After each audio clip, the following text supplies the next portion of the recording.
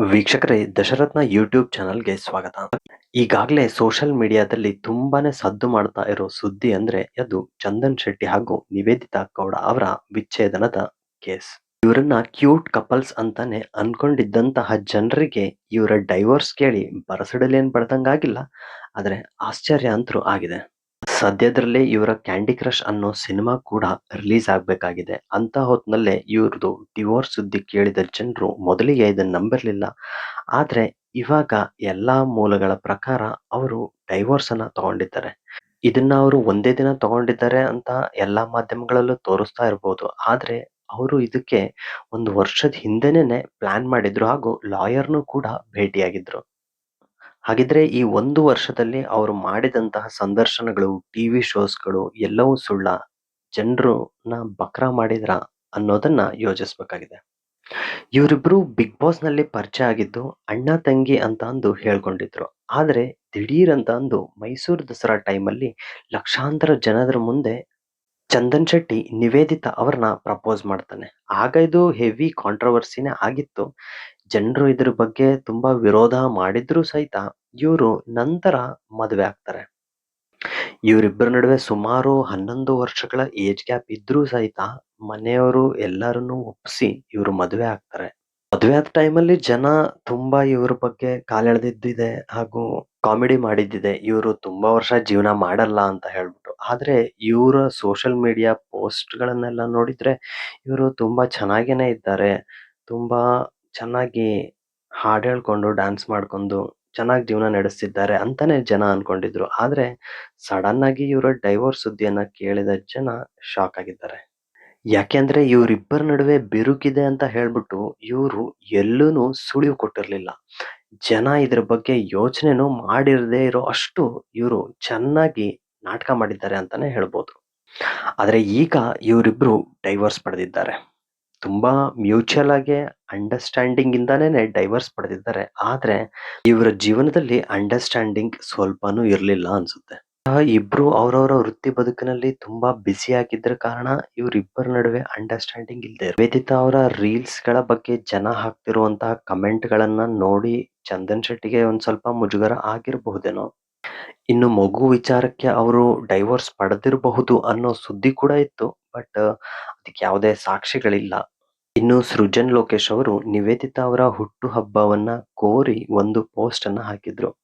ಅದು ನೋಡಿದ ಜನರು ಸೃಜನ್ ಲೋಕೇಶ್ ಏನಾದ್ರೂ ಇವರಿಬ್ಬರ ನಡುವೆ ಹುಳಿ ಹಿಂಡಿದ್ರ ಅಂತ ಯೋಚನೆ ಮಾಡ್ತಾ ಇದ್ದಾರೆ. ಬಟ್ ಲಾಯರ್ಸ್ ಹೇಳೋ ಪ್ರಕಾರ ಇದು ಯಾವುದೂ ಅಲ್ಲ. ಅವರಿಬ್ಬರ ನಡುವೆ ಹೊಂದಾಣಿಕೆ ಇರಲಿಲ್ಲ.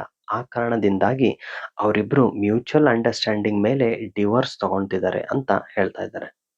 ಇನ್ನು ಸಾಮಾನ್ಯವಾಗಿ ಗಂಡ ಹೆಂಡತಿ ಡಿವೋರ್ಸ್ ಆಗುವಾಗ ಗಂಡ ಹೆಂಡತಿಗೆ ಏನಾದ್ರೂ ಒಂದ್ ಸ್ವಲ್ಪ ಜೀವನಾಂಶವನ್ನ ಕೊಡಬೇಕು.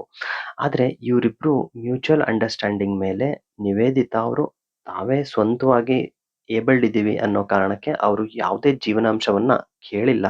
ಹಾಗಾಗಿ ಯಾರು ಫೋರ್ಸ್ ಮಾಡಕ್ ಬರಲ್ಲ, ಕೊಡ್ಲೇಬೇಕು ಅಂತ ಹೇಳ್ಬಿಟ್ಟು ಈಗ ಜೀವನಾಂಶವನ್ನ ಏನು ಕೊಡ್ತಾ ಇಲ್ಲ. ಒಂದಷ್ಟು ಮಂದಿ ಡಿವೋರ್ಸ್‌ಗಾಗಿ 10-15 ವರ್ಷಗಂಟ್ಲೆ ಕಾಯ್ತಾರೆ. ಆದ್ರೆ ಇವ್ರು ಹೇಗೆ ಒಂದೇ ದಿವಸದಲ್ಲಿ ಡಿವೋರ್ಸ್ ತಗೊಂಡ್ರು ಅಂತ ಅಂದ್ರೆ, ಸಾಮಾನ್ಯವಾಗಿ ಡಿವೋರ್ಸ್ ಪಡಿಬೇಕಂದ್ರೆ ಮಿನಿಮಮ್ 6 ತಿಂಗಳು ಅವರು ಜೊತೆಗಿರ್ಬೇಕು. ಆದ್ರೆ ಇವ್ರು ಡೈವೋರ್ಸ್ ಅಪ್ಲೈ ಮಾಡಿದ್ದು 13B ಪಿಟಿಷನ್ ಅಡಿಯಲ್ಲಿ. ಪಿಟಿಷನ್ ಏನ್ ಹೇಳುತ್ತೆ ಅಂದ್ರೆ, ಇವ್ರು ಇಬ್ರು 1 ವರ್ಷದಿಂದ ದೂರ ಇರಬೇಕು ಹಾಗೂ 1 ವರ್ಷದಿಂದ ಇವರಿಬ್ರು ಗಂಡ ಹೆಂಡತಿಯಾಗಿ ಜೀವನ ನಡೆಸಿರಬಾರ್ದು. ಇನ್ನು ಇವರಿಬ್ಬರ ನಡುವೆ ಹೊಂದಾಣಿಕೆ ಸಾಧ್ಯನೇ ಇಲ್ಲ ಅಂತ ಏನಾದ್ರೂ ಅನ್ಸಿದ್ರೆ ಇವರಿಬ್ರಿಗೂ ವಿಚ್ಛೇದನ ಸಿಗುತ್ತೆ. ಇವ್ರ ನಡುವೆನೂ ಹಾಗೇನೆ ಆಗಿರೋದು. ಇವರಿಬ್ರು ಜೊತೆಗೆ ಕೈ ಹಿಡ್ಕೊಂಡು ಮಾಧ್ಯಮಗಳಲ್ಲಿ ಓಡಾಡಿದ್ರು ಕೂಡ ಇವರಿಬ್ಬರ ನಡುವೆ ಗಂಡ ಹೆಂಡತಿ ಸಂಬಂಧ ಇರಲಿಲ್ಲ. ಹಾಗಾಗಿ 6 ತಿಂಗಳ ಹಿಂದೆನೆ ಇವರಿಬ್ರು ಡೈವೋರ್ಸ್‌ಗೆ ಪ್ಲಾನ್ ಮಾಡಿದ್ರು ಹಾಗೂ 6ನೇ ತಾರೀಕು ಲಾಯರ್ ಮುಖಾಂತರ ಇವರು ಅರ್ಜಿಯನ್ನ ಸಲ್ಲಿಸಿರ್ತಾರೆ. ಇನ್ನು ಈ ಅರ್ಜಿಯ ವಿಚಾರಣೆಯನ್ನ ಕೈಗೆತ್ತಿಕೊಂಡಿದ್ದಂತಹ ಕೋರ್ಟ್ ಒಂದೇ ದಿನದಲ್ಲಿ ಅಂದ್ರೆ 7ನೇ ತಾರೀಕಲ್ಲಿ ಇವರ ಹಿಯರಿಂಗ್ ಇರುತ್ತೆ.